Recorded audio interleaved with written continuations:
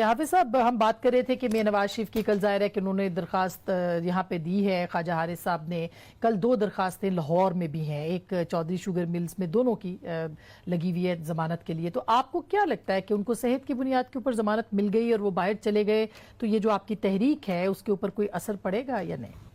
دیکھیے اسما، میرے خیال میں انسانی تقاضوں کا بھی یہی مطلب لیا جا سکتا ہے، بلکہ انسانی تقاضا ہے کہ ایک آدمی بیمار ہے، اگر اس کی علاج یہاں ممکن نہیں ہے، صورتحال آپ کے سامنے، کبھی اس کے جو پلیٹلیٹ سے 20,000 تک پہنچتا ہے، کبھی 30، پھر آ کے گھنٹوں میں اور منٹوں میں 6,000 تک پہنچ جاتا ہے، تو اس کا مطلب یہ ہے کہ حالت تشویشناک ہے.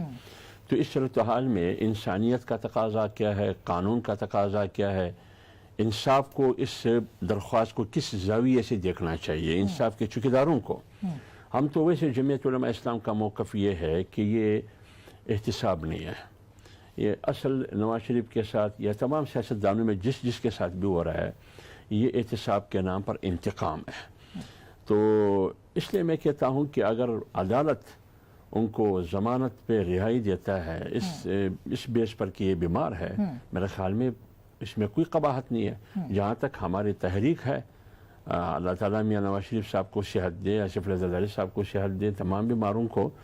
میرے خیال میں تحریک پر اثر نہیں پڑے گی، کیونکہ وہ صحت اور علاج معالجے کی بنیاد پر ان کو یہ رخصتی ملے گی، یہ رہائی ملے گی. خدا نخواستہ اللہ نہ کرے اگر کوئی ایسا ثانیہ آتا ہے، اللہ نہ کرے، خاکم بدہن، پھر ہو سکتا ہے صورتحال تبدیل ہو جائے. لیکن اس صورتحال میں ہماری تحریک زور پکڑے گی. تو آپ 31 کو اسلام آباد آ رہے ہیں، اسلام آباد تو لاک ڈاؤن ہو گیا ہے. ہمارا فیصلہ یہ ہے، ہمارا فیصلہ وہی ہے، بلکہ پوری اپوزیشن کا فیصلہ ہے کہ ہم 31 کو اسلام آباد میں داخل ہوں گے. اب ہم پہلے کہتے تھے کہ پورا ملک لاک ڈاؤن ہوگا، لیکن ابھی سے حکومت اتنی ڈری ہوئی ہے، اتنا خوفزدہ ہے کہ ایک طرف اجازت کی بات کرتے ہیں کہ آزادی مارچ کی اجازت ہے، ہاں مشروط، لیکن ہم ابھی تک شروع ہی نہیں ہوا ہے ہمارا آزادی مارچ. انہوں نے پورا اسلام آباد کو لاک ڈاؤن کرنا شروع کر دیا ہے، خندقیں کھودنا شروع کی. ابھی میں خبر سن رہا تھا میڈیا پر کہ دریائے کابل اور دریائے سوات کی کشتیوں کو باقاعدہ حکم نامہ جاری ہوا ہے کہ 27 اکتوبر سے کشتیاں بھی نہیں چلانی ہے.